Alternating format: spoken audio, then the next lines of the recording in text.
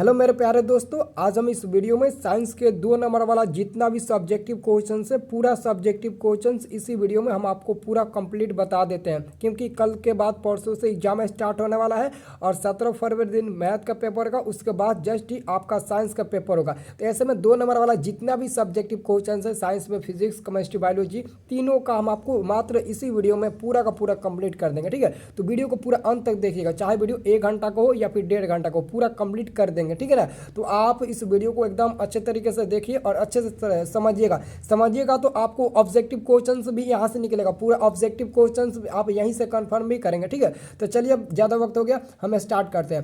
पहला number question से start करते हैं। पहला नंबर क्वेश्चन है यहाँ पर छात्रों 2 नंबर वाला क्वेश्चन, लघु उत्तरीय प्रश्न, 2 अंकीय प्रश्न है। पहला नंबर प्रश्न है कि प्रकाश क्या है। तो प्रकाश क्या है लिखिएगा, प्रकाश व बाह्य भौतिक। ऐसे ही आप हम यहाँ पर रेड लिखे ना, तो आप यहाँ पर ब्लैक से लिखिएगा और ये ब्लू से लिखिएगा। प्रकाश वह बाह्य भौतिक कारण है जिसमें हमें किसी वस्तु को देखने की अनुभूति होती है। प्रकाश ऊर्जा का एक ही रूप है जो हमेशा सीधी रेखा में गमन करती है, यह निर्वात से होकर गुजरती है। निर्वात में प्रकाश की चाल 3 × 10⁸ मीटर पर सेकेंड होती है। प्रकाश एक विद्युत चुंबकीय तरंग भी है, यह लिख दीजिएगा। उसके बाद से अगला प्रश्न आता है, ऐसा लिख दीजिएगा ना, तो पूरा ऐसा फाइनली एग्जामिनर साइन मारेगा और फटाक से 2 नंबर दे देगा और आगे बढ़ेगा, कहेगा बहुत ही अच्छा लिखा है। पढ़ेगा नहीं बल्कि देखेगा आप लिखे हैं कि नहीं लिखे हैं। दूसरा नंबर क्वेश्चन एकदम बहुत ही इंपॉर्टेंट है, प्रकाश का परिवर्तन क्या है, इनके नियमों को लिखे, इनके कितने नियम होते हैं, इनके नियमों को लिखना है। तो प्रकाश के परिवर्तन लिखकर डैश दीजिएगा। उसके बाद से लिखिएगा प्रकाश के किरणों का पहले माध्यम में लौटने की क्रिया को प्रकाश का परिवर्तन कहते हैं। फिगर ऐसे बनाइएगा, फिगर जैसे बनाया गया वैसे ही फिगर बनाइएगा। उसके बाद से आप लिखिएगा, उसके बाद से यह समतल हो जाएगा, समतल दर्पण यानी कि प्लेन मिरर हो जाएगा। उसके बाद से लिखिएगा प्रकाश के परिवर्तन के 2 नियम होते हैं। पहला नियम में लिखिएगा आपतित किरण, परावर्तित किरण तथा आपतन बिंदु पर डाला गया लंब अभिलंब एक ही तल में होता है। दूसरा नियम में लिखिएगा आपतन कोण परावर्तन कोण के बराबर होता है, अर्थात कोण I बराबर कोण R। उसके बाद से अगला प्रश्न आपका आता है, नेत्र लेंस की समंजन क्षमता से आप क्या समझते हैं। नेत्र लेंस की समंजन क्षमता से आप क्या समझते हैं। तो यहाँ पर देखिए, आँखों की ऐसी क्षमता जिससे नेत्र लेंस की फोकस दूरी अपने आप बदलती है समंजन क्षमता कहलाती है। सामान्य आँख के लिए नेत्र लेंस की समंजन क्षमता 4D का मतलब क्या हुआ, 25 सेंटीमीटर होती है। ऐसे देखेगा कि सामने लिखा हुआ है तो पूरा का पूरा फाइनली नंबर देगा। सभी क्वेश्चन इंपॉर्टेंट है, ठीक है ना, एक एक क्वेश्चन का आप याद करेंगे। दोस्तों यहाँ पर आप लोगों के लिए पूरा नोट्स बना था, लेकिन टाइपिंग नहीं कर पाए थे, मतलब कि बहुत ही दिक्कत हो रहा था, अकेले थे, तो इसलिए टाइपिंग अच्छे से इस क्वेश्चन को PDF में नहीं बना पाए, इसलिए आपके लोग के लिए बता रहे हैं। तो आप लोग ऐसे ही कि याद कर लेना, ठीक है। अब चलिए इसको पाना पलट देखते हैं, अगले पाना में क्या है, अगले पेज में है दोस्तों कि वास्तविक प्रतिबिंब और काल्पनिक प्रतिबिंब में अंतर लिखे। आपको वास्तविक प्रतिबिंब और काल्पनिक प्रतिबिंब में अंतर लिखना है, ठीक है ना। तो देखिएगा आप ऐसे करिएगा, उस पर लिखिएगा ना, तो एक ऐसे लकीर फांस दीजिएगा, एक रेखा खींच लीजिएगा और पहले लिखिएगा वास्तविक प्रतिबिंब, उसके बाद से लिखिएगा काल्पनिक प्रतिबिंब। अच्छा लगेगा, ऐसे कि अच्छा दिखाई देगा, एग्जामिनर आपसे प्रभावित होगा और आप थोड़ा भी लिखिएगा तो पूरा फुल नंबर देगा। यहाँ पर 4 अंतर बताएं, एग्जाम में आपको 2 नंबर का पूछेगा तो 2 ही अंतर लिखना है, 4 अंतर मत लिख दीजिएगा, 2 ही। आपको याद होगा तो 4 लिख सकते हैं, टाइम होगा तो, लेकिन अगर टाइम नहीं होगा और याद नहीं होगा तो मात्र 2 ही लिखिएगा, ठीक है। क्वेश्चन है आपका, यह दर्पण के सामने बनता है। वास्तविक प्रतिबिंब क्या होगा, यह दर्पण के सामने बनता है, यह दर्पण के पीछे बनता है, इसे पर्दे पर उतारा जा सकता है, इसे पर्दे पर उतारा नहीं जा सकता, यह उल्टा बनता है तो यह सीधा बनता है, यह वास्तविक कटान से बनता है और यह काल्पनिक कटान से बनता है। कितना हल्का है, बहुत ही हल्का है कि नहीं, भूल जाओ ना, क्वेश्चन एकदम अच्छे से समझिएगा तो समझिएगा। अब आता है 5 नंबर अवतल दर्पण का उपयोग। तो अवतल दर्पण का उपयोग पूछेगा, 2 ही उपयोग लिखिएगा, 2 ही उपयोग पूछता ही है, ज़्यादा नहीं पूछता है, 2 4 5 नहीं पूछता है, 2 ही उपयोग पूछेगा। तो पहला उपयोग होगा ऑब्जेक्टिव में भी जो काम आएगा आपको, ये सभी ऑब्जेक्टिव में भी काम आता है। ऑब्जेक्टिव में पूछता है ना किस दर्पण से मतलब कि वास्तविक प्रतिबिंब केवल बनता है, केवल काल्पनिक किस दर्पण से बनता है, किसे पर्दे पर उतारा जा सकता है, किसे नहीं उतारा जा सकता, ये सभी ऑब्जेक्टिव में पूछता है ना, इधर उधर करके एकदम पूछता है, ठीक है ना। अब जैसा कि देखो अवतल दर्पण के उपयोग में आप क्या लिखिएगा, हजामत यानी कि दाढ़ी बनाने में अवतल दर्पण का उपयोग होता है। सोलर कुकर में भी अवतल दर्पण का उपयोग होता है। सर्च लाइट में भी अवतल दर्पण का उपयोग होता है। रोगियों के कान, नाक, गले इत्यादि के जांच के लिए भी अवतल दर्पण का ही उपयोग होता है। अब देखो 6ठा नंबर प्रश्न देखो, उत्तल दर्पण का उपयोग साइड मिरर के रूप में उत्तल दर्पण का उपयोग होता है। सड़क या गली में स्ट्रीट लाइट के रूप में परिवर्तक के रूप में उत्तल दर्पण का उपयोग होता है। तो दो यहाँ पर लिखिएगा उत्तल का और दो अवतल का पूछेगा तो ठीक है।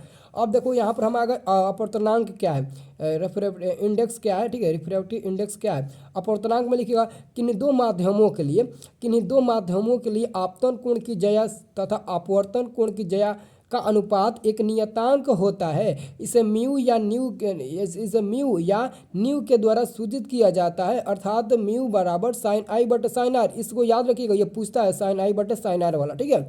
चूंकि अपवर्तनांक एक शुद्ध संख्या इसलिए इसका कोई भी मात्रक नहीं होता है, ठीक है ना। तब चलिए हम अगला क्वेश्चन देखते हैं। बहुत ही क्वेश्चन इसी में से पूछेगा। अगर जो भी इस वीडियो को देख कर जाएगा वो मतलब कि 18 फरवरी के दिन एकदम गर्दा मचा देगा, एकदम गर्दा मचा देना। इस वीडियो को मतलब कि देख कर जाना, एग्जाम में गर्दा मचाना। और मैथ में गर्दा मचाना चाहते हो तो मैथ का भी बहुत ज़्यादा सब्जेक्टिव क्वेश्चन बना चुके हैं। वीडियो के डिस्क्रिप्शन में आपको एक चैनल का लिंक मिलेगा जो आप लोगों के लिए बनाया है, उस चैनल पर आपको मिलेगा। जाकर उस चैनल को सब्सक्राइब करो, उस पर हिंदी का भी मिलेगा और सोशल साइंस का उसी पर मिलेगा, उस पर अपलोड कर चुके हैं। और संस्कृत में आवेदन पत्र, लेखक पत्र, ये संस्कृत में आवेदन पत्र, अनुच्छेद वगैरह सभी उसी पर अपलोड कर रहे हैं वीडियो। तो जाकर उस पर सब्सक्राइब करिए और एग्जाम में एकदम गर्दा मचाइए। मैथ में पूरा 50 सब्जेक्टिव क्वेश्चन उसी चैनल पर हम आपको बताने वाले हैं, ठीक है ना। तो जाकर उस चैनल को सब्सक्राइब कर लीजिएगा। इस चैनल पर साइंस का, उस चैनल पर आपको मैथ का हम बता रहे हैं, ठीक है ना। तब चलिए हम लोग अगला क्वेश्चन देखते हैं। 7 नंबर तो हो गया, अब लगता है हम क्वेश्चन नंबर 8 देखने वाले हैं, ठीक है ना। तो देखिए ये जितना भी आपके सामने दिखाई दे रही है सभी मतलब कि हमारा सेटअप है, ठीक है ना। और मतलब कि बहुत ज़्यादा मेहनत करते हैं, आपको दिखा देंगे कि कितना ज़्यादा मेहनत करते हैं, सभी गेस करके आपको बताते हैं, ठीक है ना। तो अभी लास्ट में आपको दिखाएंगे, देखिए कितना आपके लिए मेहनत करते हैं। अब देखो अगला क्वेश्चन, ये नोट्स बनाए हैं अपने खुद से लिख कर बनाया है ताकि एग्जामिनर समझे कि बच्चा खुद से लिखा है। क्योंकि क्वेश्चन पेपर में बोलता है कि परीक्षार्थी यथासंभव अपने ही शब्दों में उत्तर दे, तो आपको अपने ही शब्दों में उत्तर देना होता है ना, ठीक है। तो देखिए 8 नंबर प्रश्न क्या है, प्रकाश का अपवर्तन क्या है, इसके नियमों को, इसके कितने नियम होते हैं, परिवर्तन या अपवर्तन, ये तो कन्फर्म है, हर साल पूछा जाता है ना, हर साल पूछा जाता है। तो देखिए प्रकाश का अपवर्तन लिखकर डैश दीजिएगा, लिखिएगा जब प्रकाश की किरण एक माध्यम से दूसरे माध्यम में प्रवेश करती है तो उनकी दिशा में परिवर्तन होता है। इसी परिवर्तन को प्रकाश का अपवर्तन हम लोग कहते हैं, इसी परिवर्तन को प्रकाश का अपवर्तन कहते हैं। अब लिखिएगा कोण आई बराबर, कोण आर बराबर क्या है, आपतन कोण, कोण आर बराबर अपवर्तन कोण, एम एन बराबर अभिलंब, एओ बराबर आपतित किरण, ओ बी बराबर अपवर्तित किरण। और यहाँ पर फिगर आपको मिल जाएगा, फिगर देख लीजिए कैसे बनाया गया, ऐसे ही फिगर बनेगा, ठीक है। अब देखो प्रकाश के अपवर्तन के 2 नियम होते हैं। प्रकाश के अपवर्तन कितने नियम होते हैं, 2 नियम होते हैं। तो पहला नियम आपतित किरण, अपवर्तित किरण तथा आपतन बिंदु पर डाला गया अभिलंब एक ही तल में होता है, ये तो उसका दोनों का सेम हो जाएगा। लेकिन इसमें थोड़ा चेंजिंग होगा, क्या, प्रकाश के किसी विशेष रंग के लिए आपतन कोण की जया तथा अपवर्तन कोण की जया का अनुपात किन्हीं 2 माध्यमों के लिए एक नियतांक होता है, अर्थात म्यू बराबर साइन आई बटे साइन आर, जहाँ म्यू एक नियतांक है। अब इसी में आता है स्नेल का नियम। ये जो प्रकाश के अपवर्तन का दूसरा नियम है ना, यही स्नेल का नियम कहलाता है। यहाँ पर लिखिएगा स्नेल के नियम है, स्नेल के नियम में लिखिएगा प्रकाश के अपवर्तन का दूसरा नियम स्नेल का नियम कहलाता है। प्रकाश के किसी विशेष रंग के लिए आपतन कोण की जया तथा अपवर्तन कोण की जया का अनुपात एक नियतांक होता है, अर्थात म्यू बराबर साइन आई बटे साइन आर, जहाँ म्यू एक नियतांक है। आप लोग को याद नहीं होगा ना, तो ऐसे ही बस लिख दीजिएगा प्रकाश के अपवर्तन के दूसरे नियम को स्नेल का नियम कहते हैं, तो पूरा नंबर मिल जाएगा। क्योंकि प्रकाश के अपवर्तन के दूसरा नियम को ही हम लोग स्नेल का नियम कहते हैं, वही हूबहू परिभाषा यहाँ पर भी लिखा जा चुका है, ठीक है। अब चलिए अगला क्वेश्चन देखते हैं। इसके बाद का क्वेश्चन क्या है, इसको साइड कर देते हैं, ठीक है। अगला देखेंगे, क्वेश्चन भाई आ रहा है ना कि नहीं आ रहा, ठीक है। अब देखिए यहाँ पर 8 के बाद 9 ना था, 9 के बाद यहाँ पर आपको मतलब कि 9 के बाद आपको क्या दिखाए, इसको छोड़ दो, आप क्वेश्चन भाई ना देखना है, आपको क्वेश्चन भाई देखना है। क्वेश्चन भाई कहाँ गया, नंबरिंग भाई ना अपने को देखना है यार, बहुत ही मतलब कि ज़्यादा, सभी आज ही कंप्लीट कर देंगे, ठीक है ना। तो पहले नंबरिंग भाई वाला देख लो, ठीक है।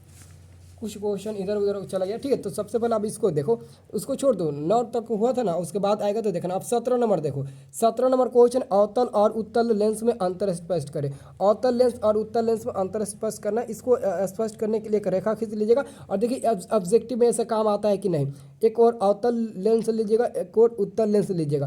पहला में लिखिएगा अवतल, इसे अपसारी लेंस भी कहते हैं। ऑब्जेक्टिव में पूछा जाता है कि नहीं किस लेंस को अपसारी लेंस कहते हैं, तो अपसारी उत्तल को कहते हैं। इसे अभिसारी लेंस कहते हैं उत्तल को। ये ऑब्जेक्टिव में होगा कि नहीं? एकदम होगा। तो जो इस वीडियो को देखेगा उसी को फायदा होगा। अब देखो इसकी फोकस दूरी ऋणात्मक होती है। ऑब्जेक्टिव में पूछा जाता है ना किस लेंस की फोकस दूरी ऋणात्मक होती है, तो आप किस पर बताइएगा? अवतल लेंस की। ठीक है, अब यहाँ पर देखिए इसकी फोकस दूरी धनात्मक होती है। यह भी ऑब्जेक्टिव में पूछा जा चुका है कि किस लेंस की फोकस दूरी धनात्मक होती है। अब यहाँ पर देखिए इसमें सिर्फ काल्पनिक प्रतिबिंब बनता है। इसमें काल्पनिक और वास्तविक दोनों प्रकार के प्रतिबिंब बनते हैं। ये आपका अंतर हो गया, पूरा 2 नंबर मिलेगा। अब यहाँ पर आ गया क्या आ गया? नेत्र लेंस की क्षमता से आप क्या समझते हैं? इसका SI मात्रक क्या है, क्या होता है? नेत्र लेंस की समंजन क्षमता लिखकर डैश दीजिएगा। अब उसके बाद से लिखिएगा नेत्र लेंस की फोकस दूरी के व्युत्क्रम को लेंस की क्षमता कहते हैं। इसे P के द्वारा सूचित किया जाता है। इसका SI मात्र डायोप्टर यानी कि कैपिटल या फिर प्रति मीटर या फिर ऐसे प्रति मीटर लिखा जाता है। ऐसे सूचित हम लोग करते हैं होता है। ठीक है, अर्थात P बराबर 1/f हो जाएगा। क्या हो जाएगा? 1/f। अब यहाँ पर कुछ नोट है, इसको समझ लीजिए। अवतल लेंस की फोकस दूरी धनात्मक होती है। अवतल लेंस की क्या होती है? फोकस दूरी धनात्मक होती है। इसलिए उत्तल लेंस, सॉरी यहाँ पर उत्तल लेंस है, sorry by the way misprint हो गया। ठीक है, तो उत्तल लेंस की फोकस दूरी धनात्मक होती है, इसलिए उत्तल लेंस की क्षमता भी धनात्मक ही होगी। अगर अवतल लेंस की क्षमता ऋणात्मक है तो पक्का इसका भी जो अवतल लेंस की जो क्षमता होगी वो भी ऋणात्मक ही होगी। ठीक है, ऋणात्मक ही मिलेगा। ये न्यूमेरिकल में आपको काम आएगा। ठीक है, तो इसको भी हम साइड करते हैं। इसको इधर उलाटे, क्या इधर भी है? हाँ, अरे इधर भी है। इधर देखो 13 नंबर क्या है? 13 नंबर क्वेश्चन पूछा जाता है। यह क्वेश्चन पूछा जाता है, बहुत ही VVI क्वेश्चन है। ठीक है ना, मतलब कि इतना ज़्यादा मेहनत लगा ना गेस करने में कि पूछो मत। तो आप लोग वीडियो को लाइक ज़रूर करिएगा। सभी मेरे प्यारे दोस्तों वीडियो को लाइक करिएगा, और जो हमारा नया चैनल है ना उस चैनल को सब्सक्राइब कर दो यार। सभी लोग सब्सक्राइब कर दो। आप हमारी मतलब कि आप हमारे एक एक बात को फॉलो करते हो, एक एक बात मानते हो, तो आप सब्सक्राइब कर लीजिएगा ना। ठीक है ना, बहुत ही आप लक्की हो, और भगवान से रब से दुआ करेंगे कि आपका मतलब कि जो भी मेहनत किए हैं उसका आपका फल मिले। तो माँ सरस्वती के नाम लेकर आप एग्जाम देने जाइएगा, और पूरा का पूरा मतलब कि पेपर भर कर आइएगा, एक भी क्वेश्चन छोड़ कर मत आइएगा। ठीक है ना, तो देखो 13 नंबर क्वेश्चन है उत्तल लेंस को अभिसारी लेंस क्यों कहते हैं? उत्तल लेंस को हम लोग अभिसारी लेंस क्यों कहते हैं? तो देखिएगा कैसे लिखिएगा। उत्तल लेंस द्वारा आपतित प्रकाश की सभी किरणें लेंस की दूसरी ओर एक ही बिंदु पर अभिसारित होती है, इसलिए उत्तल लेंस को अभिसारी लेंस कहते हैं। और ये फिगर बना दीजिएगा, उसके बाद से छोड़ दीजिएगा। उसके बाद से आता है अवतल लेंस को अपसारी लेंस क्यों कहते हैं? इसमें लिखिएगा अवतल लेंस द्वारा प्रकाश की सभी किरणें एक बिंदु से अपसरित होती हुई मालूम पड़ती है, इसलिए अवतल लेंस को अपसारी लेंस कहते हैं। इसका फिगर ऐसे बना दीजिएगा। और कुछ नोट है, देख लीजिए। उत्तल लेंस की फोकस दूरी धनात्मक होती है और अवतल लेंस की फोकस दूरी ऋणात्मक होती है। ये तो हमको पता ही है। अब यहाँ पर आ गया पार्श्विक विस्थापन क्या है? पार्श्विक विस्थापन आपको देखना है। तो पार्श्विक विस्थापन में देख लीजिएगा, इसका डिफिनीशन क्या होता है? निर्गत किरण तथा आपतित किरण के मूल पथ के बीच की लंबिक दूरी पार्श्विक विस्थापन, बीच की दूरी को पार्श्विक विस्थापन कहते हैं। यह आपतन कोण का सीधा समानुपाती होता है। यह आपतन कोण का सीधा क्या होता है ना? समानुपाती होता है। क्या समानुपाती होता है ना? अब देखिए अब क्या कहता है। अब आपका यहाँ पर कहता है अवतल दर्पण तथा उत्तल दर्पण में अंतर लिखे। अवतल दर्पण और उत्तल दर्पण में आपको अंतर स्पष्ट करना है। तो अंतर कैसे लिखिएगा? एक और अवतल दर्पण, एक और उत्तल दर्पण। इसमें लिखिएगा इसमें वास्तविक तथा काल्पनिक दोनों प्रकार के प्रतिबिंब बनते हैं, और इसमें सिर्फ काल्पनिक प्रतिबिंब बनते हैं।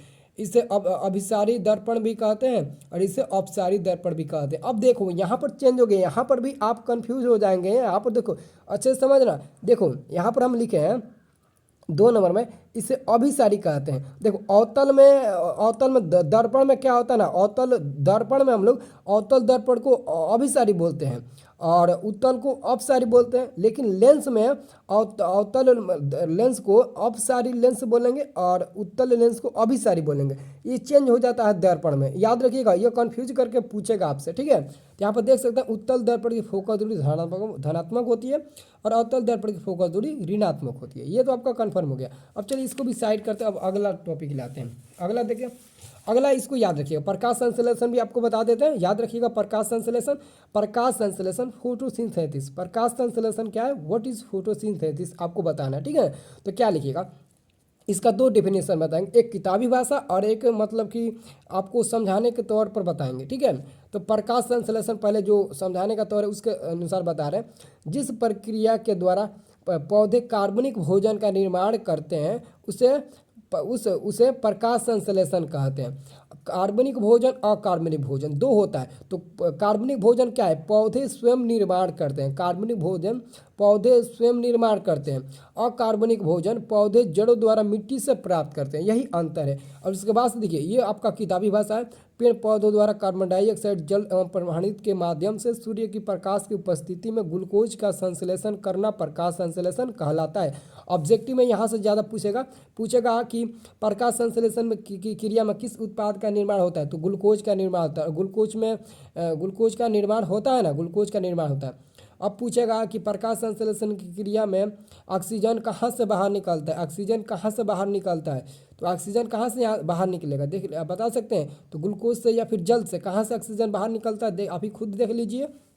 अब यहाँ पर देखिए, अब देखो अगला आपका ये समीकरण आपका हो जाएगा, कार्बन डाइऑक्साइड प्लस H2O से अभिक्रिया करता है तो ग्लूकोज का निर्माण और ऑक्सीजन गैस बाहर निकलता है, दो का निर्माण करता है, एक ऑक्सीजन गैस और एक ग्लूकोज का। ठीक है, ये आपका समीकरण मेन होता है, इसका समीकरण एकदम मुँह ज़बानी याद कर लेना आप लोग। ठीक है, अब आगे बढ़िए। आगे प्रकाश संश्लेषण के लिए कच्ची सामग्री पौधा कहाँ से प्राप्त करता है, तो पहला सूर्य का प्रकाश, ये तो सेम वैसा ही हो जाएगा। लेकिन दूसरा पर्णहरित यानी कि क्लोरोफिल, वो पत्तियों से प्राप्त करता है, यानी कि पत्ती का हरित लवक से। कार्बन डाइऑक्साइड तो वायुमंडल से, जल तो मृदा से। ये हो गया ना। अब इसको भी हम साइड कर लेते हैं, इसको भी साइड कर लेते हैं। अब अगला देखते हैं।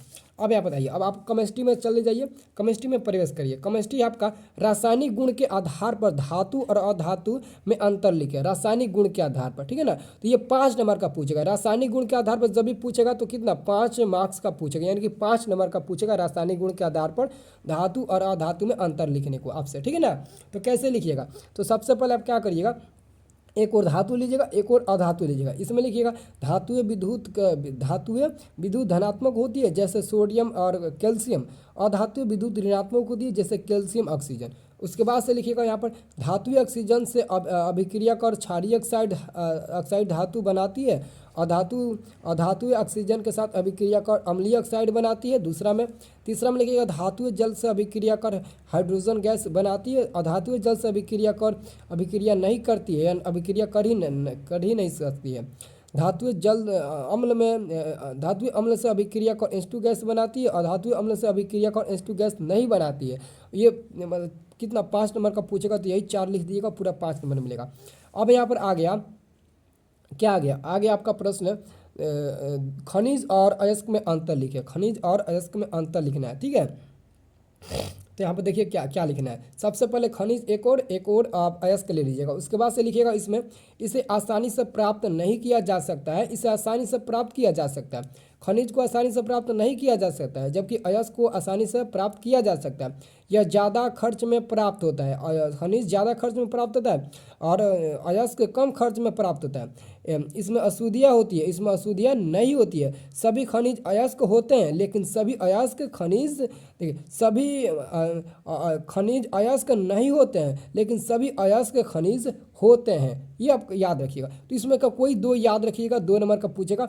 इसे मतलब कि याद रखिएगा, इसे ज़्यादा खर्च में प्राप्त किया जाता है, इसे कम खर्च में प्राप्त किया जाता है। इसमें अशुद्धियाँ होती है, इसमें अशुद्धियाँ नहीं होती है। 2 याद रखिए, जो छोटा छोटा है ना उसको 2 याद रखिए। अब इसको ऐसे पलटते हैं इधर।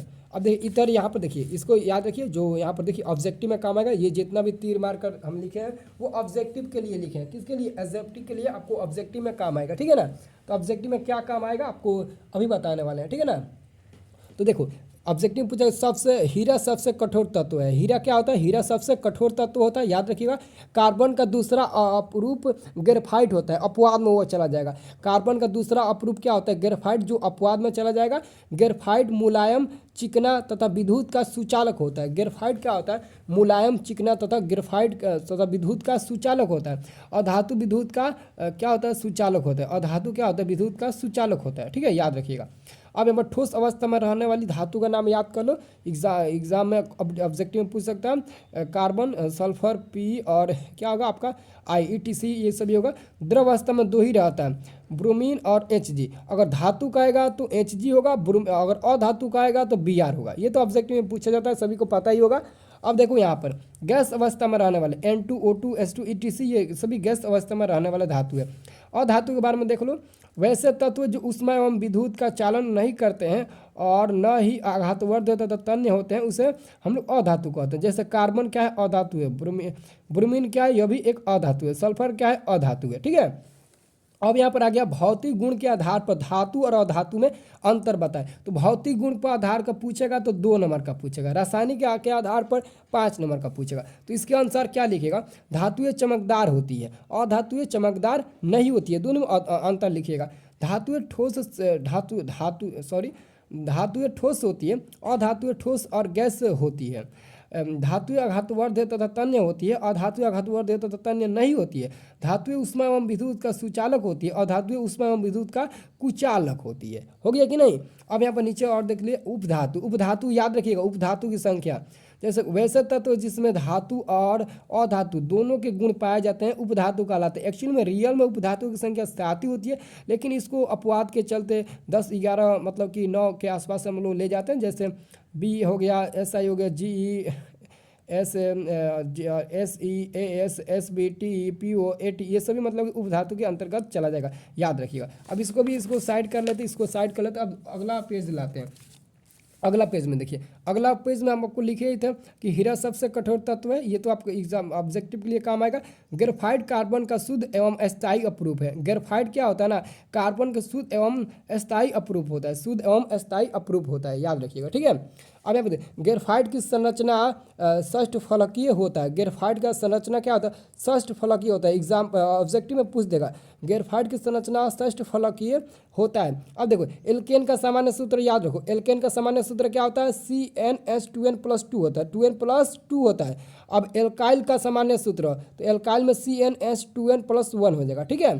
अब एल्किन का सामान्य सूत्र CnH2n हो जाएगा, कि सिर्फ और सिर्फ 2n हो जाएगा। अब यहाँ पे देखो एल्काइन का सामान्य सूत्र तो CnH2n-2 हो जाएगा, 2n-2 हो जाएगा। ठीक है।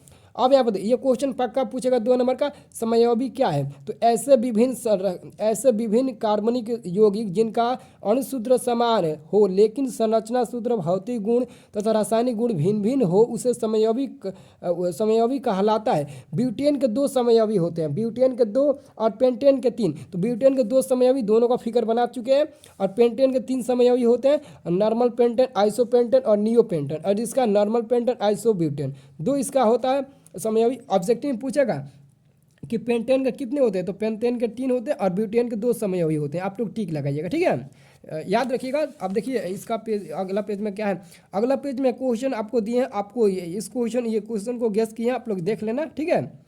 आयनिक यौगिकों का गलनांक उच्च होता है क्यों, आपको लिखना है उस क्वेश्चन को। मतलब कि जब गेस किए थे ना, तो मतलब उसको छोड़ दिए थे कि बच्चे सभी लिखेंगे, समझा दिए थे उसके बारे में। ठीक है। अब देखो खनिज, अब कह रहे निम्न को परिभाषित करिए। ये 4 जो है ना, 3 है, ये 5 नंबर का पूछा था। 3 ही क्वेश्चन 5 नंबर का पूछ दिया, तो बहुत ही हल्का है। तो मतलब कि साइंस में यह नहीं रहता कि आप कितने में लिख रहे हैं। साइंस का मतलब ये है कि आप सही लिखो, थोड़ा ही लिखो लेकिन सही लिखो, उसका मेन सटीक आंसर लिखो। यह नहीं कि पेज भर दो इतिहास भूगोल जैसा आप लोगों को, ऐसा नहीं करना है। तो खनिज का परिभाषा लिखिए, भूपट्टी में प्राकृतिक रूप से पाए जाने वाले धातु युक्त ठोस पदार्थ को खनिज कहते हैं। अयस्क, वैसे खनिज जिनसे धातु आसानी से तथा कम खर्च में प्राप्त किए जा सकते हैं उसे अयस्क कहते हैं। ठीक है। अब व्यंग्य में लिखिएगा, अयस्क में मिली हुई अशुद्धियों को व्यंग्य कहते हैं, अशुद्धियों को हम लोग व्यंग्य कहते हैं। उसके बाद से लिखिए, यहाँ पर देखिए, लोहे को जिंक से बचाने के लिए 2 तरीके, तो एक होता है तरीका यशद लेपन करके और एक होता है पेंट करके। 2 आपका हो गया। अब यहाँ पर देखिए अगला हम आपके लिए दो क्वेश्चन दिए, क्या होता है जब धातु जल के साथ अभिक्रिया करती है, क्या होता है जब धातु अम्ल के साथ अभिक्रिया करती है। ये आपके लिए हम दिए, आप लोग सॉल्व कर लीजिएगा एक बार। ठीक है। अब यहाँ पर देखिए एक नोट में आपको बताए हैं, जब पूछेगा ना ऑब्जेक्टिव में कि हाइड्रोजन के 2 परमाणुओं के बीच कितने बंध बनते हैं, तो ये हाइड्रोजन हो गया। हाइड्रोजन के 2 परमाणुओं के बीच एकल बंध बन रहा ना, तो एक बंध इसमें भी क्लोरीन में 1 बंध बनेगा, लेकिन ऑक्सीजन में 2 बंध बनेगा, नाइट्रोजन में 3 बनेगा और फ्लोरीन में क्या बनेगा, 1 ही बनेगा। याद रखिएगा, ये सभी याद रखिएगा। ठीक है। और कार्बन के बीच भी 2 ही बनता है। ठीक है। अब यहाँ पर कुछ देखिए, आपको केमिकल फार्मूला मतलब दिखाएं जो ऑब्जेक्टिव में काम आ सकता है। एसिटिक अम्ल का CH3COOH, अम्ल में जाएगा तो OH लगेगा, क्लोरोफॉर्म का है आपका CHCl3 क्लोरोफॉर्म का, और कार्बन टेट्राक्लोराइड का CCl4 होता है कार्बन टेट्राक्लोराइड का, ठीक है। अब ये एथेनॉल, एथेनॉल यानी कि इथाइल अल्कोहल, एथेनॉल का मतलब क्या हुआ है, इथाइल अल्कोहल, ठीक है, उसका यूपीए का नाम होता है, ठीक है। इसका अणुसूत्र होता है C2H5OH, और CH4 ये मीथेन का हो जाएगा, CH4 ये मीथेन का हो जाएगा, ठीक है ना। ये तो आपका कंप्लीट हो गया, आप एक बार सिर्फ देख लो। अब ये तो कंप्लीट, इसको भी साइड करते हैं, अगला लाते हैं। अब ये इसका फिजिक्स फिर से आ गया, फिर से फिजिक्स स्टार्ट हो गया, ठीक है। अब फिजिक्स के लिए हम तैयारी कर रहे हैं, ठीक है। तो फिजिक्स में देखिए, फिजिक्स में क्या कहता है दोस्तों, फिजिक्स में देखिए, फिजिक्स में पहला देखने से पहले आपको बता दें, अगर आप लोग मेरे नए वाले चैनल को सब्सक्राइब नहीं किए हो तो यार प्लीज़ जाकर सब्सक्राइब कर लो। उस चैनल पर आपको मैथ का यार सब्जेक्टिव क्वेश्चन देने वाले हैं, कल के बाद परसों से उसी पर परसों से स्टार्ट हो रहा है एग्जाम, तो जल्दी जाकर चैनल को सब्सक्राइब कर दो। और उस पर हम आपको, जैसे ये हो गया ना, जैसे कि आपको दिखा देते हैं, ये जितना भी संस्कृत में प्रार्थना पत्र लिखे हैं ये सभी आपको उसी पर बताएंगे और उसी पर PDF देंगे, ठीक है। और अनुच्छेद भी लिखे हैं, और बाकी इसका भी हम आपको जो भी केमिकल फार्मूला मेन है उसी पर हम आपको बताएंगे। तो जाकर जल्दी से सब्सक्राइब करो, ठीक है, क्योंकि बहुत ही एग्जाम नज़दीक आ चुका है ना, अब हम लोग के पास टाइम नहीं है। तो यहाँ पर देखिए, अब इसको देखिए ज़रा, यह है विभवांतर। तो दो विभवों के बीच के अंतर को विभवांतर कहते हैं, इसे कैपिटल V के द्वारा सूचित किया जाता है। विभवांतर का सही मात्रा वोल्ट होता है। विभवांतर V बराबर W/Q होता है, यानी कि 1 जूल बटे 1 कूलम। पूछता है कि 1 वोल्ट बराबर होता है, विभवांतर का सही मात्रा वोल्ट होता है ना, तो 1 वोल्ट बराबर क्या हो जाएगा, 1 वोल्ट बराबर 1 जूल बटे 1 कूलम होता है ना, 1 कूलम, क्यू को कूलम बोलते हैं। ये ऑब्जेक्टिव में पूछा जाता है 1 कूलम, तो याद रखिएगा 1 कूलम ऑब्जेक्टिव में पूछा जाता है, तो ऐसे करके आप लोग याद रखिएगा, ठीक है ना। विभवांतर को वोल्ट मीटर द्वारा मापा जाता है, ये ऑब्जेक्टिव के लिए इंपॉर्टेंट है। तो सारा का सारा नोट हम आपको दे दिए हैं ताकि आपका एक भी नंबर ना छूटे, पूरा एकदम एग्जाम में धमाल मचाए, ठीक है।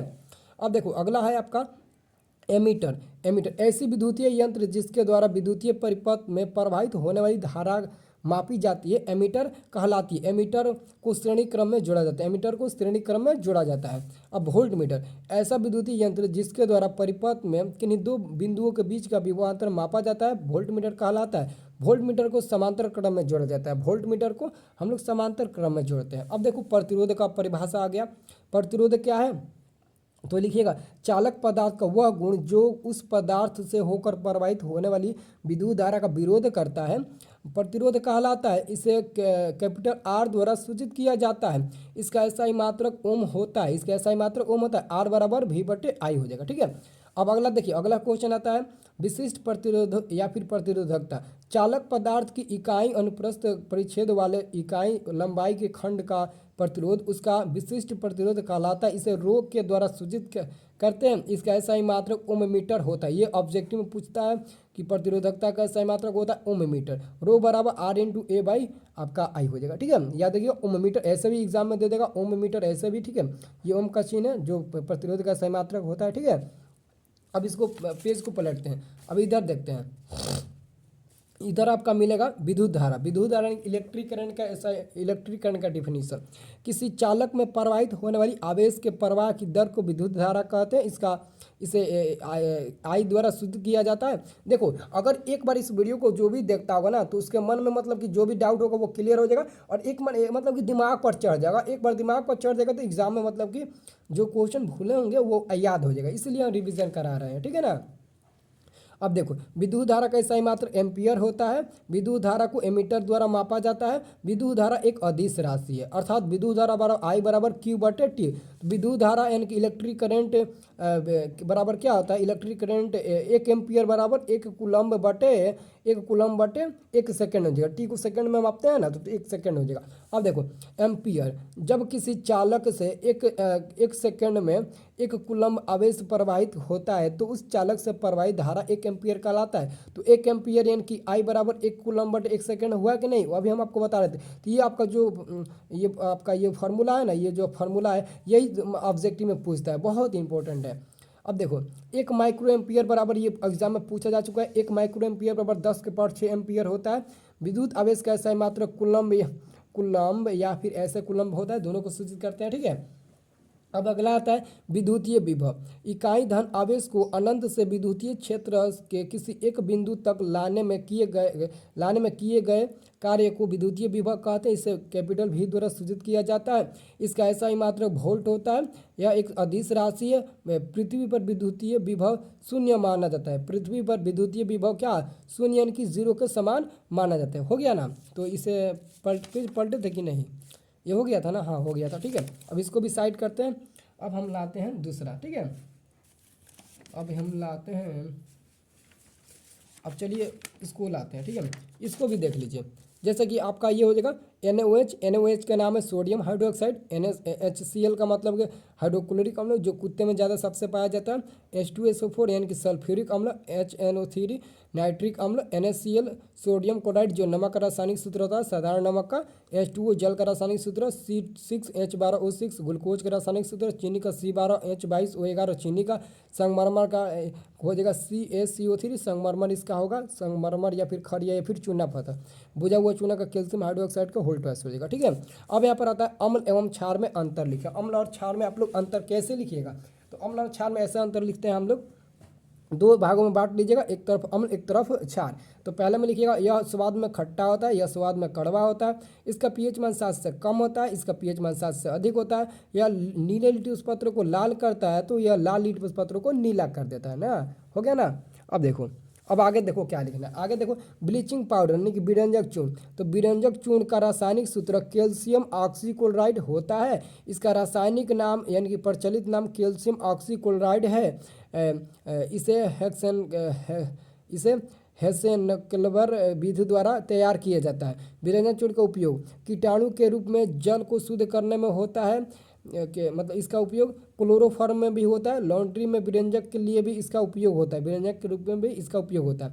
अब फिर इसको पलटते हैं, ये पूछेगा एकदम भिबिया ये क्वेश्चन है। ठीक है, ये कुछ निम्न में संतुलित करे, यानी कि कुछ संतुलित करने के लिए आपको दिए, संतुलित आप लोग कर लेना। ठीक है, संतुलित करके देख लेना। अब देखो सूचक क्या है या कितने प्रकार के होते हैं। तो जो पदार्थ अपने रंग अथवा गंध में परिवर्तन के द्वारा अम्लीय या फिर क्षारीय होने की सूचना देता है उसे सूचक कहते हैं। सूचक दो प्रकार के होते हैं, रंगीय सूचक, गंधीय सूचक। जो रंग में परिवर्तन लाता है उसे रंगीय सूचक कहते हैं, जो गंध में परिवर्तन लाता है उसे गंधीय सूचक कहते हैं। अब देखो अम्लीय विलयन का पीएच मान 7 से कम होता है, ये ऑब्जेक्टिव के लिए, ऑब्जेक्टिव के लिए इंपॉर्टेंट है, ऑब्जेक्टिव के लिए। ठीक है ना। अम्लीय विलयन का मान 7 से कम होता है, क्षारीय विलयन का पीएच मान 7 से अधिक होता है और उदासीन विलयन का पीएच मान 7 के बराबर होता है। एग्जाम से जब आप लौटोगे ना तब आपको हम बताएंगे कि आप लोग इस वीडियो को नहीं देखो तो कितना आपको पछतावा होगा, तब आपको पता चलेगा, बहुत ही ज़्यादा आपको पछतावा होगा। ठीक है ना। अब देखो अगला क्वेश्चन देखो, अम्ल का जलीय विलयन विद्युत का चालन क्यों करते हैं। अम्ल का जलीय विलयन क्यों विद्युत का चालन करता है। अम्ल जल में घुलकर आयनों यानी कि धन एवं ऋण आयनों का निर्माण करता है, इसलिए अम्ल का जलीय विलयन विद्युत का चालन करता है। ये तो हो गया। अब इसको पलटते हैं, इसको पेज पलटते हैं। ये तो हो ना गया, इसको हो गया। अब इसको साइड कर दो। अगला देखो, अगला इसको देख लो, ये आपका हो गया। देखो जैसा कि कुछ संरचना सूत्र दिए हैं, कुछ संरचना सूत्र देख लो। इस पर संरचना सूत्र फिगर आप लोग बना लेना। अब यहाँ पे ये इंपॉर्टेंट है, 2 नंबर वाला ये इंपॉर्टेंट है, 5 नंबर में भी पूछ सकता है, कोई गारंटी नहीं है। साबुन और अपमार्जक में अंतर। साबुन और अपमार्जक में आपको अंतर स्पष्ट करना है। कैसे अंतर स्पष्ट करिएगा, तो देखिए एक और साबुन एक और अपमार्जक ले लीजिएगा, दोनों को बांट लीजिएगा 2 भाग में। यह जल में घुलनशील है साबुन, और यह जल में मतलब यह जल में कम घुलनशील है, यह जल में अधिक घुलनशील है। इसमें सफाई की क्षमता कम होती है, इसमें सफाई की क्षमता ज़्यादा होती है। इसका जलीय घोल क्षारीय होता है, इसका जलीय घोल उदासीन होता है। यह प्रदूषण कम फैलाता है, यह प्रदूषण ज़्यादा फैलाता है। हो तो गया, ज़्यादा नहीं है। अब इसका भी संरचना सूत्र आप लोग बना लेना। ये गैस संरचना सूत्र है, जितना भी लगभग 1500 गैस किए हैं, इसको भी आप लोग देख लेना। संरचना सूत्र यहीं से गैस किया गया, ठीक है। तो आप लोग देख लेना, ये गैस लड़ेगा। और इसको भी देख लेना, इसका अणुसूत्र ठीक है ना, अणुसूत्र है सभी का अणुसूत्र, ठीक है ना। ये साबुन का अणुसूत्र होता है, ठीक है। Chloromethane, chloroform, pentane, butane, hexane, ethanol, bromopentane, benzene, ये बेंजीन का हो जाएगा, ठीक है ना। तो इसको फिर पलटते हैं। पलटने के बाद यहाँ पर भी कुछ संरचनाई सूत्र दिए हैं, अणु सूत्र साधारण नाम, जैसे कि पूछ देगा आपका CH3OH का साधारण नाम मिथाइल अल्कोहल और इसका यूपीए का नाम मेथनॉल हो जाएगा। तो कुछ यूपीए का नाम साधारण नाम दिए हैं जो इंपॉर्टेंट होता है, जैसे कि यहाँ पर C2H5OH है ना, इथाइल अल्कोहल इसका साधारण नाम होता है और यूपीए का नाम एथनॉल होता है। ठीक वैसे ही फॉर्मिक अम्ल का साधारण यूपीए का नाम मेथनोइक अम्ल होता है, इथनोइक अम्ल एसिटिक अम्ल का होता है। ठीक है, तो इसको याद कर लीजिएगा। ठीक है ना, अब यहाँ पर इसको छोड़ दिए। ये देखिए ये एल्डिहाइड का फिगर है, ये एल्डिहाइड का फिगर एग्जाम में पूछ देगा और ऐसे आपको अल्कोहल का पूछेगा और कीटोन का ऐसे बनाएगा फिगर और किसका, और ये आपको अम्ल अम्ल का बनाएगा, अम्ल का ऐसे बनाएगा। ठीक है, याद रखना ये फिगर बहुत इंपॉर्टेंट है, ये वाला और ये वाला और ये वाला ज़्यादा इंपॉर्टेंट है, ये 3 फिगर इंपॉर्टेंट है। ठीक है ना, तीनों का यहाँ पर सूत्र भी लिख दिए हैं, तीनों का सूत्र क्या होता है, सूत्र भी आप लोग याद कर लेना। ठीक है, इसको भी अब साइड करते हैं, इसको साइड पलटा तो था, इसको साइड करते हैं। अब साइड करने के बाद दूसरा लाते हैं। ठीक है ना, साइड करने को अभी बहुत अभी भी है। ठीक है, मतलब कि आज पूरा समाप्ति कर देंगे। अब देखो वन संरक्षण हेतु क्या कदम या उपाय आवश्यक है, तो वन संरक्षण हेतु निम्न कदमें आवश्यक है। ईंधन के लिए लकड़ियों की कटाई पर रोक लगाना, वन रोपण, वनों की कटाई पर रोक लगाना, कृषि के लिए वृक्षों की कटाई पर रोक। ठीक है, अब निष्क्रिय तत्व क्या होता है, निष्क्रिय तत्व जैसे हीलियम हो गया, नियॉन हो गया, आर्गन हो गया, क्रिस्टन हो गया, जेनॉन हो गया, रेडॉन हो गया, ये सभी हीलियम निष्क्रिय तत्व होते हैं। क्या होते हैं, निष्क्रिय तत्व होते हैं। अब देखो डोबनाइनर के वर्गीकरण की सीमाएं, डोबनाइनर के वर्गीकरण की सीमाएं यानी कि 1817 ईस्वी में इनका यह मतलब कि सीमाएं वर्गीकृत किया गया था। ठीक है ना, उस समय ज्ञात सभी तत्वों का वर्गीकरण त्रिक के आधार पर नहीं हो सका, यह त्रिक नियम कुछ ही तत्वों तक सीमित रहा। यह समय तक मतलब कि उस समय तक ज्ञात सभी तत्वों में केवल 3 त्रिक ही ज्ञात हो सके, ये मतलब कि उनकी वर्गीकृत की सीमाएं हैं। अब न्यूलैंड्स का अष्टक नियम जिन्होंने 1866 ईस्वी में दिया, 1866 में दिया था। ठीक है ना, न्यूलैंड्स ने तत्वों को उनके परमाणु दरम्यान के बढ़ते क्रम में सजाया तो पाया कि प्रत्येक 8वें तत्व का गुण प्रथम तत्व के गुण के समान होता है।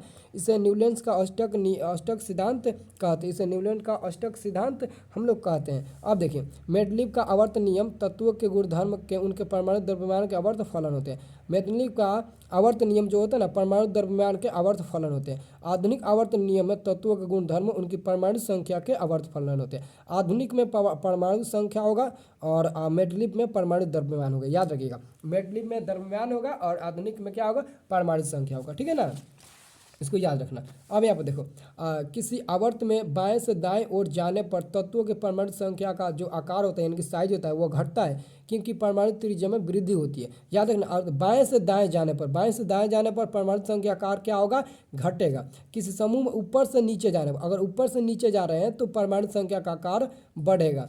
कुल तत्व 114 है, जिसमें से 92 धातु है और 22 अधातु है। अब देखो धातु पूछा है, तो वैसे तत्व जो उष्मा तथा विद्युत का चालन करते हैं और आघातवर्धक तथा तन्य भी होते हैं, धातु कहलाते हैं। जैसे लोहा, एल्युमिनियम, क्या होगा, सोडियम, पोटेशियम, कॉपर, ये सभी लोहा है, मतलब ये सभी क्या है, धातु है। सभी क्या आएंगे, धातु के श्रेणी में आएंगे। उसके बाद से देखो इस जो भी तीर मार के देखें उसको वो ऑब्जेक्टिव के लिए इंपॉर्टेंट है। धातुओं में मुक्त इलेक्ट्रॉन होती है, धातुओं में मुक्त इलेक्ट्रॉन होती है, धातुएं चमकदार होती है। कमरे के ताप पर पारा Hg द्रव अवस्था में रहता है, पारा Hg कमरे के ताप, ये धातु है ना इसलिए द्रव अवस्था में रहता है। और धातु का आएगा तो ब्रोमीन होगा। Lithium Li, sodium Na, potassium के मुलायम होता है, इसे चाकू से आसानी से काटा जा सकता है। 3 ऐसे तत्व है, लिथियम, सोडियम, पोटेशियम, मुलायम होते हैं, इसे चाकू से आसानी से हमें इसको काट सकते हैं। ठीक है ना, चांदी Ag और कॉपर Cu उष्मा का सबसे अच्छे चालक होते हैं। सबसे अच्छे चालक चांदी को मानते हैं, उसके बाद से कॉपर को। लेड Pb सीसा और पारा Hg मरकरी उष्मा के सबसे कम चालक होता है, सबसे कम चालक। अब देखो ग्रेफाइट विद्युत का चालन होता है, ग्रेफाइट विद्युत का सुचालक होता है, ग्रेफाइट विद्युत का सुचालक होता है। लेड और पारा विद्युत धारा के प्रवाह में सबसे अधिक प्रतिरोध उत्पन्न करता है। यूरेनियम सबसे भारी धातु होता है, सबसे भारी धातु यूरेनियम होता है। लिथियम सबसे हल्का धातु होता है। कार्बन का अपूर्व हीरा होता है। इसको याद कर लेना, एकदम रट लेना इसको, ठीक है ना, और एक बार देख कर जाना। इसको भी साइड करते हैं, इसको पलट लेते हैं, इसको भी साइड उसको करते हैं, ठीक है ना। अब देखो यहाँ पर देखो विद्युत चुंबक और स्थायी चुंबक में अंतर आपको निकालना है। विद्युत चुंबक और स्थायी चुंबक में आपको अंतर स्पष्ट करना है। तो देखिए, विद्युत चुंबक में लिखिएगा और स्थायी चुंबक, दो भागों में बांट लीजिएगा। और पहले में लिखिएगा यह अस्थायी चुंबक है और यह मतलब कि अस्थायी चुंबक है, यह स्थायी चुंबक है। इसमें शक्ति फेरों की संख्या पर निर्भर करती है। इसकी शक्ति निश्चित होती है। इसको बनाने के लिए नर्म लोहे का प्रयोग किया जाता है। इसको बनाने इस्पात के छड़ का प्रयोग किया जाता है। फ्लेमिंग के वाम हस्त नियम, इसको याद रखिए, VVI है।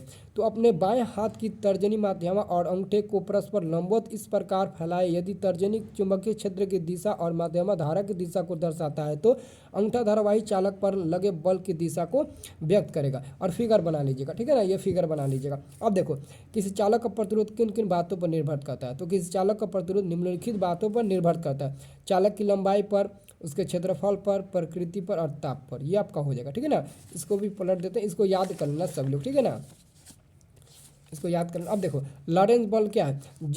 लॉरेंज बल क्या है? जब चालक को चुंबकीय क्षेत्र में रखा जाता है तो उन गतिशील इलेक्ट्रॉन पर बल लगता है जिन्हें लॉरेंज बल के नाम से जानते हैं। चुंबकीय क्षेत्र में किसी विद्युत धारावाही चालक पर लगने वाला बल किन किन बातों पर निर्भर करता है। तो चुंबकीय क्षेत्र में किसी विद्युत धारावाही चालक पर लगने वाले बल निम्नलिखित बातों पर निर्भर करता है: चुंबकीय क्षेत्र के सामर्थ्य पर, विद्युत धारा के प्रबल्य पर, चालक की लंबाई पर। 3 पर निर्भर करेगा, ठीक है।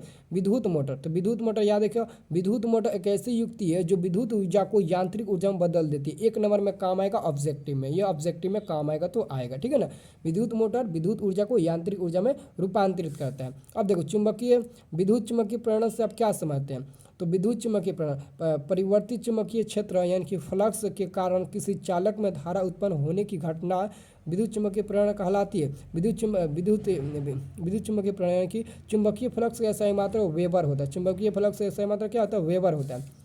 फ्लेमिंग के दक्षिण हस्त नियम, अपने दाहिने हाथ की तर्जनी माध्यम और अंगूठे को परस्पर लंबवत इस प्रकार फैलाए कि दिशा अंगूठा चालक के गति की दिशा को व्यक्त करेगा तो माध्यमा चालक में प्रेरित विद्युत धारा की दिशा को व्यक्त करेगा। ये आप लिख दिएगा, पूरा नंबर मिल जाएगा, ठीक है ना। इसको भी साइड करिए, ये तो हो गया। अब इसको भी साइड करते हैं। अब अगला पेज लाते हैं, ठीक है ना। अगला पेज में देखिए, अगला पेज में इसको थोड़ा देखिए एक साइड करना पड़ेगा ना। अब देखो, अगला देखो, यहाँ पर निकट दृष्टि दोष है। सबसे पहले निकट दृष्टि दोष देखिए, ठीक है ना। निकट दृष्टि दोष, निकट दृष्टि दोष में क्या होता है ना, निकट दृष्टि दोष मानव नेत्र का वह निकट बिंदु जहाँ रखी वस्तु स्पष्ट रूप से दिखाई पड़ती है निकट बिंदु कहलाता है। सामान्य नेत्र के लिए निकट बिंदु कितना होता है? 25 सेंटीमीटर। दूर बिंदु, मानव नेत्र का वह बिंदु जहाँ रखी वस्तुएं स्पष्ट रूप से दिखाई पड़ती है, वह दूर बिंदु जहाँ रखी वस्तुएं स्पष्ट रूप से दिखाई देती है दूर बिंदु कहलाती है। अब सामान्य नेत्र के लिए दूर बिंदु अनंत होता है। ये होता है ना अनंत, जिसको इन्फिनिटी बोलते हैं, ठीक है ना। अब देखो, अब अगला क्वेश्चन, स्पष्ट दृष्टि की न्यूनतम दूरी। तो वह न्यूनतम दूरी जहाँ रखी वस्तुओं को सामान्य आंख द्वारा आसानी से देखा जा सकता है स्पष्ट दर्शन की न्यूनतम दूरी कहलाती है। स्पष्ट दर्शन की न्यूनतम दूरी 25 सेंटीमीटर होती है। दृष्टि दोष क्या है, यह कितने प्रकार के होते हैं? तो दृष्टि दोष देखिए, पहले जब किसी वस्तु का प्रतिबिंब आँख की रेटिना पर स्पष्ट रूप से नहीं बनता है तो इस दोष को दृष्टि दोष कहते हैं। दृष्टि दोष 4 प्रकार के होते हैं: निकट दृष्टि दोष, दीर्घ दृष्टि दोष, जरा दृष्टि दोष, अबिंदुकता। निकट दृष्टि दोष को दूर करने के लिए अवतल लेंस का उपयोग होता है। निकट दृष्टि दोष को दूर करने के लिए नोट में अवतल लेंस का उपयोग होता है। और दीर्घ दृष्टि दोष को दूर करने के लिए हम लोग उत्तल लेंस का प्रयोग करते हैं। किसका? उत्तल लेंस का प्रयोग करते हैं, याद रखिएगा, ठीक है ना। अब यहाँ पर देखिए, अब देखो, जरा दृष्टि दोष को दूर करने के लिए बाइफोकल लेंस का प्रयोग किया जाता है। अबिंदुकता को दूर करने के लिए बेलनाकार लेंस का प्रयोग किया जाता है। याद रखिएगा, बेलनाकार अबिंदुकता के लिए और जरा दृष्टि दोष को दूर करने के लिए बाइफोकल लेंस का उपयोग होता है। अब देखो, प्रकाश का वर्ण विक्षेपण से आप क्या समझते हैं? तो प्रकाश का वर्ण विक्षेपण में आप क्या लिखिएगा आप लोग, प्रकाश वर्ण विक्षेपण लिखिएगा। जब श्वेत प्रकाश या सूर्य का प्रकाश एक प्रिज्म से होकर गुजरता है तो वह अपने विभिन्न अवयवी रंगों में विभक्त हो जाता है। अपने विभिन्न अवयवी रंगों में विभक्त होने की घटना को प्रकाश का वर्ण विक्षेपण कहते हैं। तो फिगर देख लिए, फिगर ऐसे बनाइएगा और एकदम एग्जामिनर आपसे प्रभावित हो जाएगा। इतना अच्छा फिगर देखे रहे ना, तो पूरा नंबर आपको दे देगा, ठीक है। ऐसे करेगा, फटाक से देखेगा और 2 नंबर दे देगा। वाह, कितना अच्छा फिगर बनाया ये बंदा, ठीक है ना। अब वर्णपट या स्पेक्ट्रम, तो प्रकाश के वर्ण विक्षेपण के दौरान पर्दे पर 7 रंगों की एक रंगीन पट्टी का निर्माण होता है। इसी रंगीन पट्टी को स्पेक्ट्रम या फिर वर्णपट कहते हैं। ये जो रंगीन पट्टी का निर्माण हुआ है इसी को हम लोग स्पेक्ट्रम या फिर वर्णपट कहते हैं, ठीक है। प्रिज्म में कितने सतह होते हैं, तो 5 सतह होते हैं। स्पेक्ट्रम 2 प्रकार के होते हैं। स्पेक्ट्रम 2 प्रकार के होते हैं। एक एंगस्ट्रॉम बराबर क्या होता है, एक एंगस्ट्रॉम बराबर 10 के पावर माइनस 10 मीटर होता है। एक एंगस्ट्रॉम बराबर 10 के पावर माइनस 10 मीटर होता है, याद रखना सभी छात्रों, ठीक है ना। अब देखो इसमें का ये तो हो गया, इसको भी साइड करते हैं, अगला पेज लाते हैं ना। अगला पेज देखो, अगला पेज में आ गया एसी और डीसी में अंतर स्पष्ट करना, यानी कि अल्टरनेटिव करंट और डायरेक्ट करंट में आपको अंतर स्पष्ट करना है। तो अंतर हम कैसे स्पष्ट करेंगे, दोनों को एक मतलब कि एक रेखा ले लेंगे और अलग अलग मतलब कि दिशा में बांट देंगे। तो इसमें धारा का मान तथा दिशा समय के साथ बदलता है, इसमें केवल धारा का मान बदलता है, ठीक है। अब देखो इसे आसानी से उत्पन्न किया जा सकता है, इसे आसानी से उत्पन्न नहीं किया जा सकता है। अब देखो यह आसानी से डीसी में बदल जाता है, यह आसानी से एसी में नहीं बदलता है। यह डीसी की अपेक्षा अधिक घातक होता है, यह डीसी की अपेक्षा कम घातक होता है। यह चालक के सतह पर प्रवाहित होता है, यह चालक के अंदर प्रवाहित होता है। ये 5 नंबर का पूछेगा, 2 नंबर का नहीं बल्कि 5 नंबर का, ठीक है ना। घरेलू उपयोग के लिए विद्युत 220 वोल्ट पर उपलब्ध रहती है, ठीक है ना। 220 वोल्ट तार को जीवित तार तथा पृथ्वी के संपर्क में रहने वाले तार को उदासीन तार के नाम से जानते हैं। विद्युतीय तीव्रता का सही मात्रक वोल्ट प्रति मीटर होता है, वोल्ट यानी कि वोल्ट प्रति मीटर ऐसे होगा, वोल्ट प्रति मीटर होता है, ठीक है ना। अब इसका फिगर बनाना सीख जाओ, ये 2 नंबर का फिगर पूछेगा, किसी छड़ चुम्बक के चारों ओर चुम्बकीय रेखाएं खींचिए, ये आपका फिगर हो गया, ठीक है ना, इसको याद रखो। अब देखो देखो चुंबकीय फ्लक्स का, अब देखो परिभाषा क्या है चुंबकीय फ्लक्स का। देखो चुंबकीय फ्लक्स क्या होता है, समतल सतह पर चुंबकीय क्षेत्र के समतल सतह अभिलंब घटक तथा सतह के क्षेत्रफल के गुणनफल के सतह को चुंबकीय फ्लक्स कहते हैं। इसका ऐसा मात्र वेबर होता है, इसे फाई के द्वारा सूचित किया जाता है। विद्युत जनित्र यानी कि डायनेमो, विद्युत जनित्र या फिर डायनेमो एक ऐसी युक्ति है जो यांत्रिक ऊर्जा को विद्युत ऊर्जा में परिवर्तित कर देती है। एग्जाम में पूछा जाएगा विद्युत जनित्र यानी कि डायनेमो यानी कि जनरेटर, डायनेमो यांत्रिक ऊर्जा को विद्युत ऊर्जा में परिवर्तित कर देगा, और विद्युत मोटर को यांत्रिक ऊर्जा में परिवर्तित कर देगा, ठीक है ना। डायनेमो से क्या होता है ना, डायरेक्ट करंट प्राप्त होता है, ठीक है ना। डायनेमो जनित्र से डीसी करंट प्राप्त होता है, ठीक है ना। अब देखो लेंज का नियम, जब किसी चुंबकीय प्रेरणा से किसी परिपथ में धारा उत्पन्न होती है तो उसकी दिशा में ठीक है ना, तो उसकी दिशा ऐसी होती है कि वह उस कारण का ही विरोध करती है जिससे वह उत्पन्न होती है, लेंज का नियम कहलाता है, ठीक है ना। डिस्च धारा डायरेक्ट करंट, वैसी विद्युत धारा जिनके परिणाम या तो अचर होते हैं या फिर परिवर्तित होते हैं, लेकिन चालक में प्रवाहित होने वाली दिशा एक समान रहती है, डिस्च धारा कहलाती है। डिस्च धारा की आवृत्ति शून्य होती है, डिस्च धारा की आवृत्ति यानी कि वेवलेंथ शून्य होती है, नहीं फ्रीक्वेंसी शून्य होती है। प्रतिरोधी धारा अल्टरनेटिव करंट, वैसी विद्युत धारा जिसकी दिशा खास समय अंतराल में बदलती है, प्रतिरोधी धारा कहलाती है, ठीक है। प्रतिरोधी धारा का उच्चतम मान उच्चतम मान होता है, प्रतिरोधी धारा का उच्चतम मान होता है, ठीक है ना। आई नॉट जीरो का मतलब भारत में घरेलू उपयोग के लिए प्रतिरोधी धारा 50 हर्ट्ज होता है। एसी 1 सेकंड में 50 चक्कर पूरा करती है, एसी 1 सेकंड में 50 चक्कर पूरा करती है। इस प्रकार प्रति 1/100 सेकंड के बाद एसी अपनी दिशा बदलती है, ठीक है ना। इसको ये उधर हो गया ना, इसको भी उधर रखो।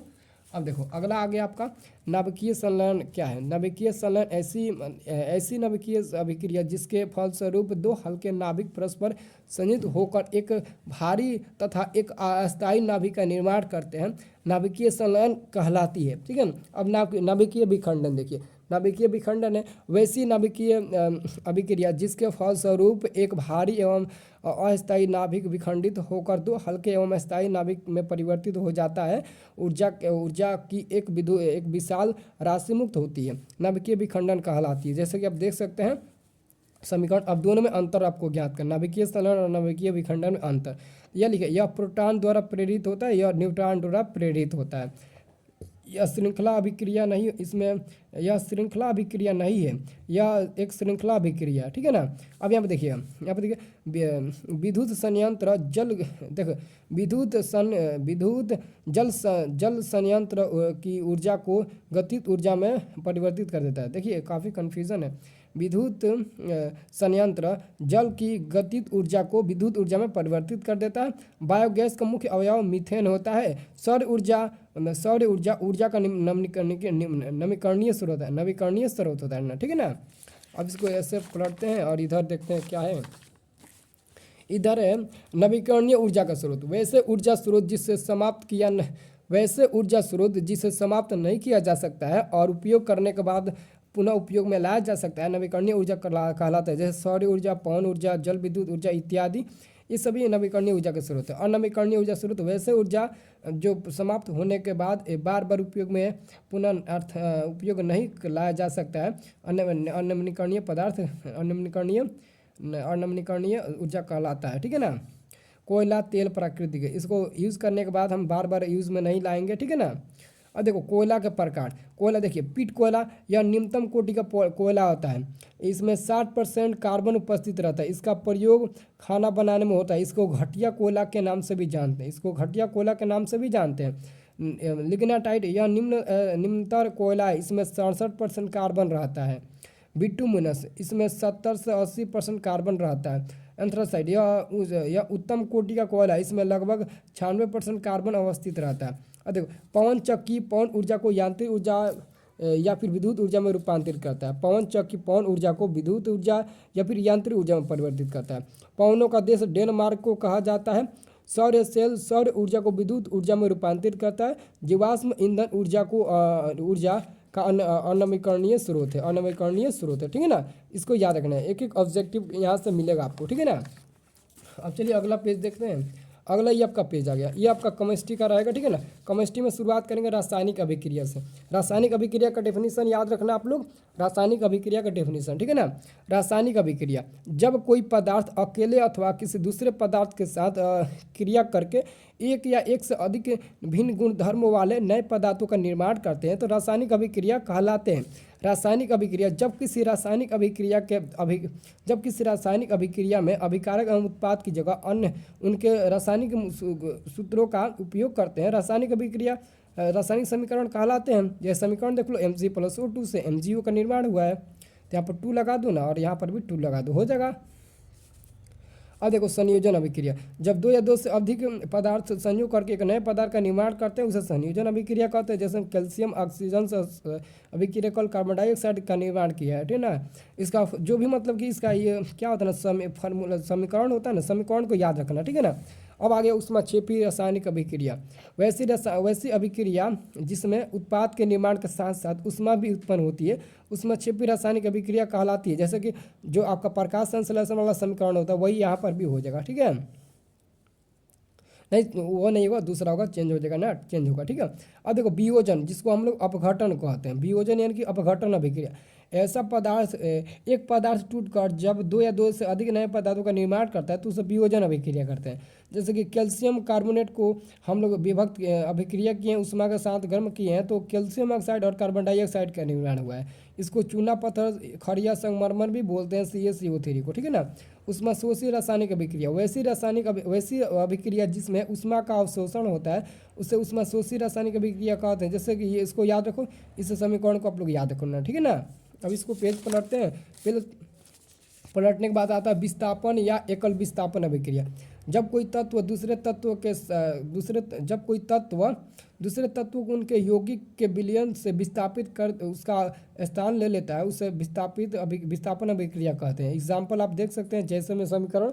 अब देखो द्वितीय विस्थापन अभिक्रिया यानी उभय विस्थापन अभिक्रिया, जब दो यौगिक अपने आयनों की अदला बदली कर 2 नए यौगिक का निर्माण करता है तो उसे द्वितीय विस्थापन अभिक्रिया कहते हैं। इसका यह समीकरण होता है, इसको याद रखना, ठीक है ना।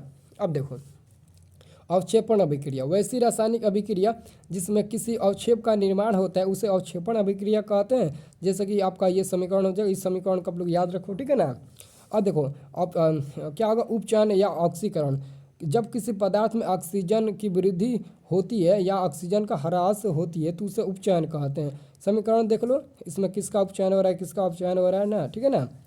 अब देख लो यहाँ पर देखो उपचयन यानी कि अवकरण, अवचयन यानी कि अवकरण, जब किसी पदार्थ में हाइड्रोजन की वृद्धि होती है या ऑक्सीजन का ह्रास होता है उसे अवचयन कहते हैं। एग्जाम्पल में भी देख लो। अवकारक देख लो, कार्बन, सोडियम और मैग्नीशियम, H2S और HCl होता है। और ऑक्सीकारक क्या होता है? क्या होता है? Cl2, I2, CuO, MgO, ZnO और MnO2, ये सभी ऑक्सीकारक होते हैं ना, ठीक है ना, एकदम याद करना। तो ठीक है, तो फाइनली इतना ही था। अगर इतना आप लोग अच्छे से देख लेते हो ना, तो मतलब कि समझ जाओ कि इस बार एग्जाम में आपको गर्दा मचाने से कोई नहीं रोक सकता। जैसा कि आप देख सकते हैं, आपको अभी एक आपको बात बताते हैं, जैसा कि आपको प्रैक्टिकल तो 18 नंबर पक्का मिल जाएगा साइंस में, 18 नंबर आपका प्रैक्टिकल मिल जाएगा। 18 नंबर प्रैक्टिकल मिलने के बाद आप सब ऑब्जेक्टिव में तो 35 तो एकदम पक्का ला देंगे, 80 में 35। हम तो टारगेट रखे हैं 80 में 40, लेकिन 5 को छोड़ देते हैं 35। और जो 40 सब्जेक्टिव क्वेश्चन है उसमें से मान लेते हैं 28 ही लाएंगे। 28 ही जोड़िए ना, 28 जोड़िएगा तो कितना होगा? 21 कर 1 होगा और ये पर 6 2 8 होगा, यानी कि 81 नंबर हुआ। तो समझ लो जब हर विषय में 81 नंबर आता है, 80 प्लस आता है, तो 80 में आप 5 से मल्टीप्लाई करिएगा तो 400 प्लस आपका नंबर पक्का आ जाएगा। तो यहाँ पर साइंस में 80 जुड़े हैं, लेकिन मैथ में तो हम पक्का 90 जोड़ेंगे, सामाजिक विज्ञान में 85 जोड़ेंगे, ऐसे करके जोड़ेंगे। हिंदी में 80 जोड़ेंगे तो कुछ तो ज़्यादा आएगा ना, तो आप लोग ऐसे करके आप लोग पढ़िएगा, ठीक है ना। और एक भी क्वेश्चन एग्जाम में छोड़कर मत आइएगा, ठीक है ना। एग्जाम जाने से पहले सुबह में हम आपको लिखने का तरीका बता देंगे। जो जिन जिन सब्जेक्ट का जिस दिन एग्जाम होगा मतलब कि उस पेपर को लिखने का तरीका हम आपको बता देंगे कैसे आपको लिखना है ना, ठीक है ना। तो जो मैं वीडियो के डिस्क्रिप्शन में एक लिंक दे रखे हैं सेकंड चैनल का, जाकर उसको सब्सक्राइब करें। उस पर हम हिंदी का सब्जेक्टिव बताए हैं और सोशल साइंस का भी बताए हैं, और साथ में कुछ केमिकल फार्मूला उसको भी बताएं। और अभी हम उस पर आवेदन पत्र अपलोड किए हैं, हिंदी में, संस्कृत में, संस्कृत में अनुच्छेद, आवेदन पत्र सभी उस पर मिलेगा। तो जाइए उस चैनल को सब्सक्राइब करिए, ढेर सारा प्यार दीजिए। आप लोग का खुद ऐसे ही प्यार मिल रहा है और आप लोग बहुत ही अच्छे हो। जैसा कि आप लोग देख सकते हो, ये मेरा सेटअप है और इसी के जरिए आपको बहुत ही ज़्यादा मेहनत कराते हैं। ये देख सकते हैं, बहुत ही ज़्यादा सेटअप है और यहाँ पर आप लोग देख सकते हैं, और इसी के जरिए आप सभी का अच्छे से तैयारी कराते हैं, ठीक है ना। तो चलिए अब हम लोग मिलेंगे अगले वाले वीडियो में, ठीक है ना।